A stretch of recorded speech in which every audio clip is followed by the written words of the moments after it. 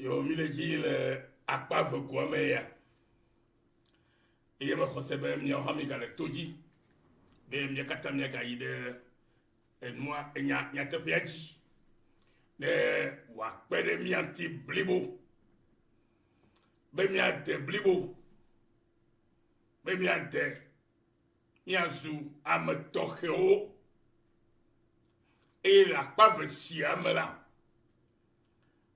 Mile gbogbo be ametohe miezule nusi apeto Yesu Kristo ble maupe gbogbo la wonami lata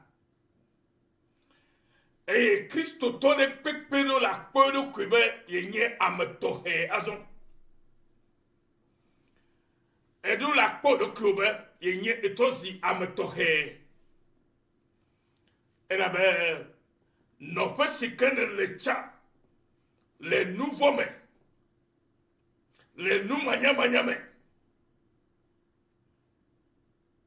les agbonono vlume les agbonono badame les mtasese pas agbonono mais les nouveaux faire vivre ce faire agbonono là azola na nyabe si trosi Christo tola amabukula et trosu ametohere tozu na mau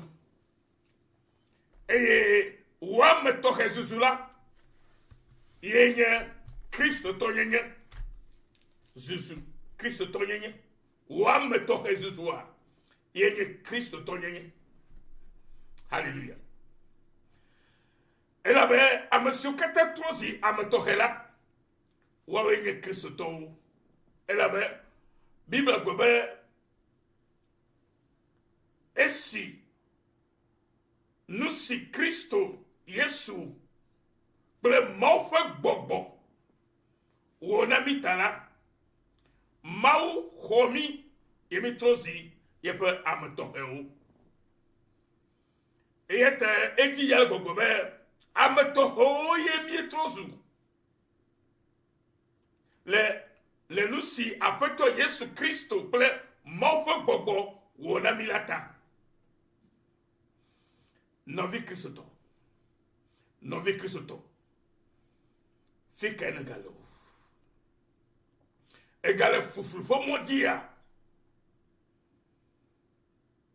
al egba potole e fakalo yo me jema ega poto le faux prophète alakpa nyabolilo yo mejema egbela megedo ovacho pastor alo nuka le ko to chonkola fofo papa o yo cho mau yo na bobora mo monte novi menya begbeto kenye haviari ye kuro nouveau tao nenye ba egbe mauyom be magbo ye penya nami ye mele gbo na mi la menye nyenye mawo menye enyenye mawo kebo menye ame le maume sigbeleke oha enyame le maume ne emio kata binya maupe amewowo eye sika ho Kristo jise ye ha me ho jise mi ho jise la onami musebe mi atozi maupe vio le mauvi zuzumela ye mau yo amede le mauvi zuzu katame ke mi tozu na maula yo cho chia merikabe amefebe oneno ha amonu ne oneno honya cho maugbo oncho no fia amopotia o vo ameaole obenye mauna miu yebenye mauna wo eye mega kpon abe mawu ne wo nyo katamitrozi mawu le maume le sikemi ko Kristo yise yeta gobe ameto homie trozu le lusi afeto Yesu Kristo ble maufe gbogbo wona mita menya me goto fe gbogbo yo ye wena wo maufe gbogbo ble Kristo Yesu yewo eto senami o e ma o mi so wa me to hallelujah novia ne ma o tu afia na odi enya be e kwa afia chocho blibo ne ma o ji po vito tu afia na ola enya be e po ameta popo alo afia chocho blibo nuka taye ogbabe ma o tu afia na odo ma o tu afia na o le forma mani ke megale mu o taye eyele be amade bu fo han la fo di dia ma din ti ko pedew ela be forma di ma di pa me mitrosu le Cristo Yesu ma mitrosi forma di ma di pa mo le Cristo Yesu ma eyata no vi la pa vesiama la ma dibe na sende gome ele vi Bible gbogbo la mi bana mi ase gome be nu si Kristo wona mi la ple mo fo wona mi la e wo mi tozi abroad is you amofufu na yebo be evofo de egbaje kurvia awu na evofo a me gaje kurviko e tozi amofufu e mo fufu popo ke enamito Kristo jila enye fufu popo mafo enye dede mafo enye koko mafo enye abrolvisi su mafo enye amekoko isusu mafo enye amejaje su mafo menyewe alanya amejaje vitukire enye megbotoma aganye amebara vitukire awo.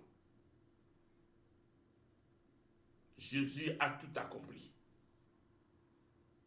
Et tout ce qu'il a accompli, il a accompli parfaitement. Perfectly. Et où est-il complètement? Mais il y a où est-ce que madame Tio, où est-ce que tu sais quoi? Il y a des gens qui ont dit si on a au Khosadeo, Novi. Avec ben asemunya edibe na senye ne na ho na hoi no hana kofufu ela be amegbetole no via chakare nti subo amoro no vio chakare un subo egbe ela be obube amama o eji wato afio apohoho amoro yo akeka yo amabe yenye restaurateur des âmes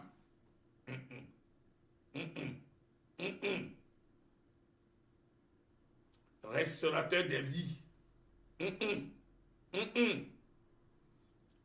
Amérique mali la restaurer Amérique fagbo negbe mao de kako negbe Christo Yesu de kako. C'est lui le vrai restaurateur. Il y a Mao qui do amado amado la yonya. Menye how villa do. Menye how vide choy pour vous savoir le tao.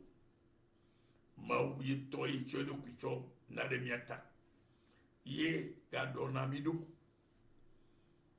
Yenye le vrai restaurateur, il est donamido, do tohema, il est womi, il mitozi ametohoni. Alléluia. Et il dit, esia gome, anye ametohe na maou, le Yesu Christo, le morfo bobo, nous si o wotala. Nena se sia gome la novinya. Et comme il y a maintenant, mi do apeto Yesu Christo, et mi magana bebelele na untilabe wazu, nu jojro yomenono. Oh, mais le plomber, ametohe simizu le aƒetɔ Yesu Kristo ƒe dɔ si wɔ na mi nye kplo ta la, Yesu Kristo kple Mawu ƒe gbɔgbɔ nu si ke wɔ na mi ta la, ye wɔ mi ame tɔxɛwo la, Mawu wɔ mi ame tɔxɛwo la. Ye gɔme nye bena azɔ la, Alléluia. Miedo aƒetɔ Yesu Kristo. Mi doe aba wue ne. Mie le eme. Eye mi magana belele na ŋuti la be wòazu nudzrodzrowo yome nɔnɔ o. Enu kawo nye ŋuti la ƒe nudzrodzrowo yome nɔnɔ o. Mi gblɔe va yi. Wɔwoe nye hasiwɔwɔ, ame tafutafu, ŋutsu adɔ kple ŋutsu bubuwo, fiafitɔwo anye fiafitɔ atafu nɔviwo, matrewɔwɔwo, wogba kpɔtɔ le ŋuti la ƒe nudzrodzro yome dzem. Minya be enu hiã na miaƒe ŋuti la, eye Mawu hã nya. Vɔ manye be alagble gbɔgbɔmetɔ aɖi eye ava nɔ ŋuti la ke nye kukua la ƒe nudzrodzro yome dzedze esia yi agble xɔxɔtɔ ada ɖe o. Eya ta nɔvinyewo, Bibla gbɔna mi le Romatɔwo ƒe agbalẽ ta 8 ne bena Alléluia. Hafi mi do aƒetɔ Yesu Kristo. Boŋ eye mi gana belele na ŋuti la nazu mi nudzrodzrowo yome nɔnɔ o. Ke aƒetɔ Yesu Kristo kple Mawu ƒe gbɔgbɔ wɔ mi, eye Mawu xɔ mi mitɔ zi ame tɔxɛwo ne ta la. Azɔ la, Bibla gbɔgbɔ na mi le Romatɔwo ƒe agbalẽ ta 8 ya me, 4 ya me, bena nɔvinyewo, mi ɖo la do dzesi enu siawo ke wole vevie be hafi hafi la, nu ka dze be miawɔ, miado aƒetɔ Yesu Kristo boŋ. Yesu Kristo trɔ zi miaƒe awudodo, abe ke Yesu Kristo ŋutɔ gblɔe na mi ne, be mi nɔ menye eye hã manɔ mia me. Ne mi menɔ amenye eye hã menɔ amia me o la, mi mate wɔ naneke o. Nɔvinye, ne menɔ Kristo me o, eye Kristo hã nɔ me o la, enuvɔ la ganɔ dziwo ɖum, elabe egale agbe nɔm le ŋuti la ɖeɖe me ko, menye gbɔgbɔ me yi o. Vɔ ne Kristo ke nye gbɔgbɔ, ye wòkpɔ nɔƒe le me o, ye wòhã doe aba wue ne la, ke nɔvinye, ele akpɔ ɖokuiwo le teƒe kɔkɔ aɖe, ke nye ame tɔxɛ susu, ke nye ame dzɔdzɔ susu, ke nye ame ŋkuta susu le Mawu me, eye aladze le edu si ke me ne le, eye woakpɔ woado dzesi be Mawu tɔe nenye, Mawu tɔe menye, ye me mele, ye me ye ame sia ame si ke xɔ Kristo dzi se, eye wogbugbɔ gadzi yeye la, wodo Kristo ɖe, eye ame si ke do Kristo, eye wòle Kristo me la, ye Kristo hã le me la, megawɔa nu vɔ o, meganɔ agbe fitifiti o, meganɔ ame tafutafu ƒe agbe o, megadana lakpa o, megable ame o, ke anukwani nyateƒe toto ke nye nyateƒe ke nye Mawu ƒe nya, la vérité, rien que la vérité ye miegblɔna. Nɔvinya, eya ta megadze nudzrodzro siwo nɔ mewo kpɔ ye Kristo va deda ke ne xɔ Kristo dzi sem vɔ ya be aganɔ numawo yome la ke menye Kristo tɔwo enye ɖoko tɔ ema. Hallelujah. Nu ka ye Galatetɔwo ƒe agbalẽ gblɔ na mi o. Galatetɔwo ƒe agbalẽ etametɔ kukui blavɔvɔ adre gbɔ be la elabena mi ame ale si nu wode Mawu tsita na de Kristo me la mi do Kristo. Hallelujah. Nɔvi ele ɖoko kpɔ be do Kristo nyateƒea. Den ele ɖoko kpɔm le nyateƒe me be ye do Kristo ma hã.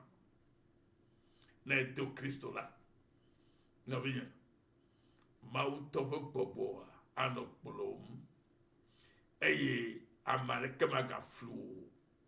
Mawu tɔ ƒe gbɔgbɔ anɔ ɖe Mawu ƒe nya gɔme na wo.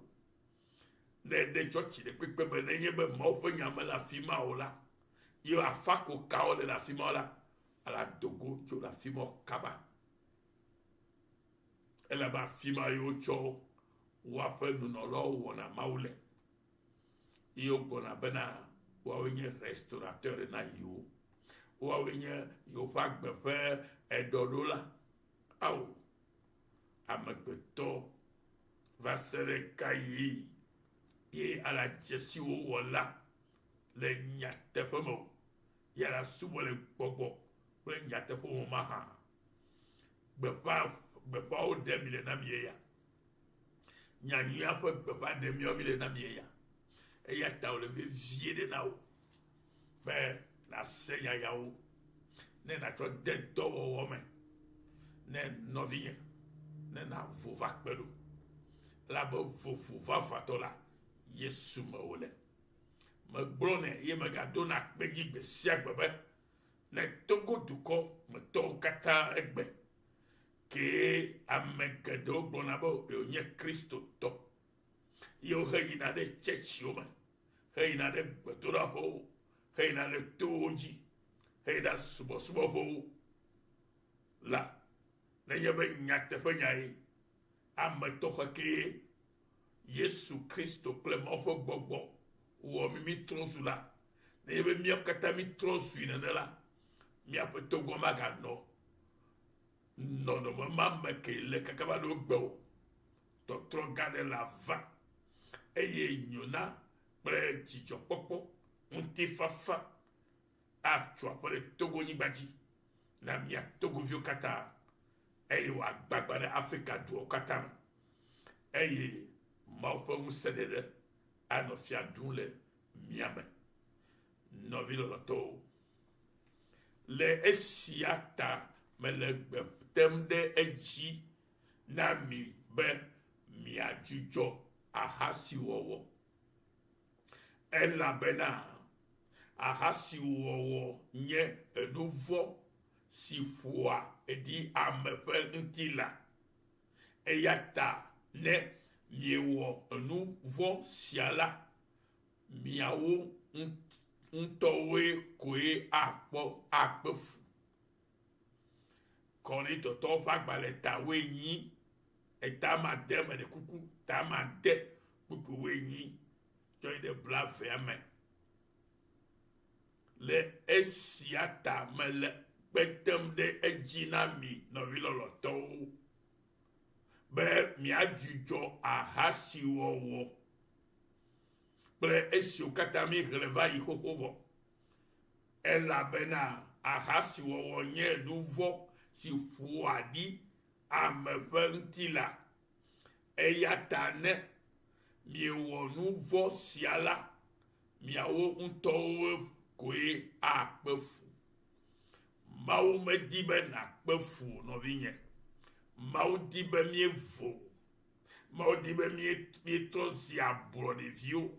Mawu di be mietrɔ zi ame yayra ƒe amewo, ŋutifafa ƒe amewo ke ye miawo la dzidzɔkpɔkpɔ ɖeɖe koe la nɔ mia me eyawo katã yi eye mianɔ aseye tsom anɔ Mawu dom ɖe dzi gbeawo tso gbe le dɔnyui si ke Kristo kple Mawu ƒe gbɔgbɔ wɔ na mi eye Mawu xɔ mi tsɔ wɔ ametoxewo na eɖokui ta la nɔvinye fofokpɔkpɔ sia la anyi eƒe dome ŋutifafa ƒe mawue dɔmedzo ƒe mawue eyɔ wo egbea bena trɔ va yi gbɔ xɔxɔ le egbɔ ɖo togoviwo mawu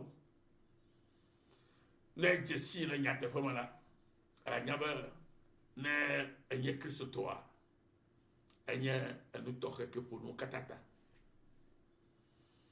dasi amewo nɔnɔ du ƒo nu ke dzo be wòawɔ ne wɔ etsɔ mea nɔvinye ala tso ase ala kafu mawu ala sro ma anɔ mawu sosro dzi ɖaa elabe mawu tɔ la nɔ be lé na wo elabe etrɔ zi eƒe alẽha eya ta dza Elia bena yeƒe alẽhawo yewo nɔa deede Elia bena yeƒe alẽhawo yewo nɔa deede mawu tɔ Elia bena yeƒe alẽhawo yewo nɔa deede mawu tɔ Elia bena yeƒe alẽhawo siwo mi nye ye mi nɔa dedie ɖe o ha mawo di be nanɔ dedie ɖe mawo di be katã mi nɔ dedie ɖe elabe Elia bena mi ekpɔa mia ta eʋlia mia ta nɔvinye medi be magblɔ nya ya na wo be ewɔ ke trɔ zi mawo ƒe ame tɔxɛ leke la evo tso nuvɔsi me evo tso nuvɔsi me eye efɔɖiɖi ɖeke megba le ŋu eye mawu yi la nɔ wɔnu kana o yi la nɔ tso afia na o gbe sia gbe ne yi be fɔɖiɖi le ŋu la mawu ma tso afia na wo lo vɔ ne be fɔɖiɖi mele ŋu o la mawu anɔ fia tso na o tegbe le wo nuteƒe wɔwɔ ta le wo efɔɖiɖi ma nɔ ŋuti ta mawu awɔ aʋa na wo mawu axɔ na wo aƒetɔ Yesu aɖu dzi na wo nu siwo gblɔm le ya la enye nyamatrɔ ke le eƒe dɔwɔm ɖeka eya ta nɔvinyewo medi be matɔ nɔ nanya be yɔyɔ ke mawu yɔ mia eɖe eɖokui gɔme na mi sɔgbɔ yina be miawo ke wonye mawu nyagblɔla vitukuyawo la ame geɖewo wome consider na mi o nu katã o elabe nyateƒea yewo tsɔ de nume na mi kpa ye mi trɔ vo mi na mi trɔ de ne tona be ame siwo menye o la wɔwɔ na xɔe ne wona vo vɔ ame siwo metsɔ de nume na wo mi kpa o la wole kpɔ le agbalẽ me ko yewo le hlẽm eleke wo dzro be woa interpréter ɖo wa leke dzro be wola de gɔme na amewo ɖo eye na dzɔ dzi na amewo na ɖe wo metsɔtsiwo me bibibi la nenema wowɔ nɛ ma eye ame ɖewo va di nu bubu tsɔ de gɔme nɛ mawu metsɔ nukpea nuɖeke na mawu o nɔvinye mawu ƒe dɔwɔna le kpoo vɔa eme goglo mawu ƒe dɔwɔnawo la ele kpoo vɔ ye me goglo ede to ekɔkɔ eya ta nɔvi edze be natrɔ ɖe mawu ŋuti blibo megatrɔ ɖe ame ɖeke ŋu o elabe ame ɖeke matɔ tso afia na wo dzɔdzɔnyenye ƒe ame ke nyɔ mawu la tso afia na wo na ame ɖe be agblẽ ŋuti oa mawu atso afia na wo elabe enugblẽ ŋuti ɖeke megale enugbegblẽ ɖeke megbale ŋuti o mawu axɔ nya ɖe akɔ na wo eya ta le ƒe ya ƒe nuwuwu ya la medi be nanɔ ŋudzɔ blibo elabe ame mawoa wogba le mia ŋuti koko hele mia tom ɖe me hele mia tsakam ɖe me wobo le réveil wɔm elabe wokpɔ be mi le alɔ dɔm ekpɔ be mi le alɔ dɔm you are sleeping. That's why they say, yes, awakening. Boanyomi. Mi dalo kenkem Christo le togo. Mi nyo kabalu.